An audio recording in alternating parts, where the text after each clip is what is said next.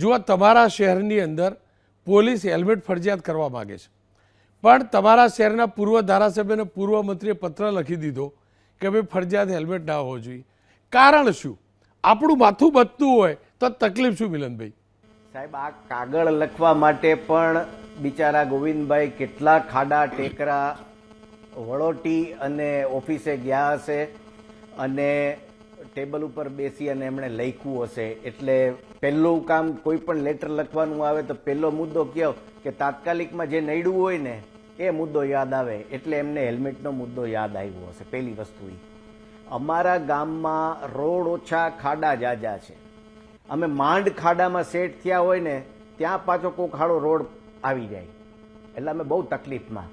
અને અત્યારે સાહેબ અમારી અહીંયા ખાડા તો એટલા છે કે ઓર્થોપેડિક સર્જનો ને સ્પાઇન સર્જનો ને છે ને સાહેબ, જે ટૂર ઉપર ગયા હતા ને એ પાછા આવી ગયા કે સિઝનમાં ક્યાંય બહાર ના નીકળાય.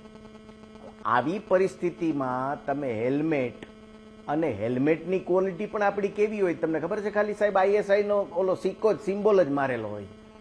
બાકી ઘણીવાર તો એવું થાય કે નીચે પડ્યો હોય ને માણસને ઇન્ટરનલ હેમરેજ થાય, ઇન્જરી થાય, પછી કારણ જાણવા મળે કે હેલ્મેટ વાગવાથી મૃત્યુ થયું.